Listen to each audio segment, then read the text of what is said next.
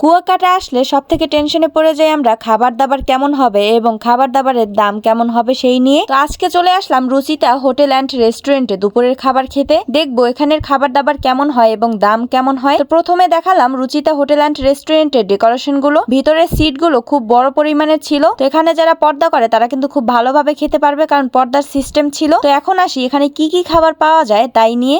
আলু ভর্তা, বেগুন ভর্তা, বেগুন দুপুরে ওগুলো পাওয়া যায় না? জি জি, লেটুস ভর্তা, লাট্টা মাছ ভর্তা, রূপচাঁদা মাছ, কালকা, কাইয়া মাছ, গলদা চিংড়ি, পোড়া মাছ, গুঁড়ো মাছ, ট্যাংরা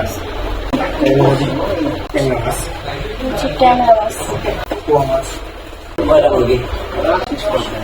তো মেনু তো আপনাদের দেখিয়ে দিলাম কি কি পাওয়া যায়। এখন বসে বললাম খাবার খেতে, কারণ দুপুর হয়ে গেছে, আমার খুবই ক্ষুধা লেগেছিল। প্রথমে কিন্তু প্লেটে ভাত নিয়ে নিয়েছি। ভাত কিন্তু আপনাদের পর্যাপ্ত পরিমাণে থাকবে, এটা কিন্তু আমার কাছে খুবই ভালো লেগেছে। আপনাদের একটা বলে ভাত দেওয়া হবে, আপনারা পরিমাণ মতো কিন্তু নিয়ে নিতে পারবেন। তারপরে কিন্তু আমাদেরকে ছোট ট্যাংরা মাছটা দিয়ে গেল। এরপরে ছিল শুটকি ভর্তা। তো শুটকি ভর্তা আমি তেমন একটা পছন্দ করি না, তারপরে কিন্তু মিম রেস্তোরাঁর শুটকি ভর্তাটা আমার কাছে খুব ভালো লেগেছিল। তাই কিন্তু রুচিতা অ্যান্ড রেস্টুরেন্টে এসে আমি এই শুটকি ভর্তাটা অর্ডার করি। এখানে শুটকি ভর্তাটাও ভালো ছিল মোটামুটি। শুটকি ভর্তা দিয়ে অনেকক্ষণ ভাত খাওয়ার পরে তারপর নিয়ে নিলাম ছোট এই যে ট্যাংরা মাছটা। তো নদীর মাছ যেহেতু অবশ্যই খেতে ভালো লাগবে, তো এটা তো আর বলার কিছু নাই। তারপরে দেখবো আসলে টেস্ট কেমন। আমি বেশি পরিমাণে ঝোল নিয়ে নিয়েছি এবং কিছু মাছ নিলাম। এখন ট্রাই করে দেখবো আসলে কেমন লাগে। তো ঝোলটা নিয়ে মাখানোর পরে তারপরে আমি মাছটা দিয়ে ভাতটা খেয়ে নিলাম। এক বাইট দেওয়ার পরে বুঝতে পারলাম যে আসলে নদীর মাছ বলে কথা, আসলে অনেক মজা ছিল। অনেক আপনারা খেলেই বুঝতে পারবেন যে আসলে এই মাছগুলো অনেক টেস্ট ছিল। এখানে আসলে অবশ্যই কিন্তু এই ট্যাংরা মাছটা ট্রাই করবেন যদি আপনারা পান। তো আমি কিন্তু পেয়েছিলাম,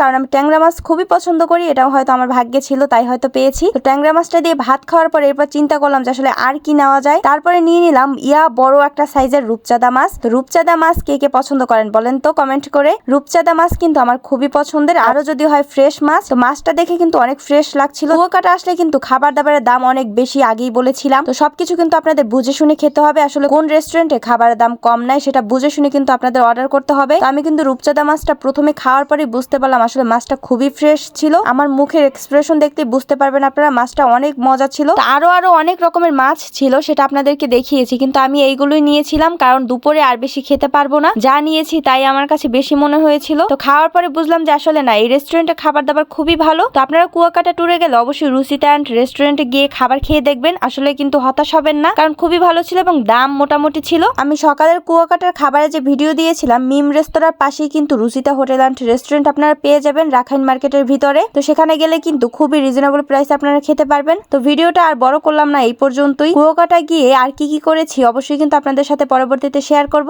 তো সে পর্যন্ত সবাই ভালোই থাকুন, সুস্থ থাকুন। আল্লাহ হাফেজ, আসসালামু আলাইকুম।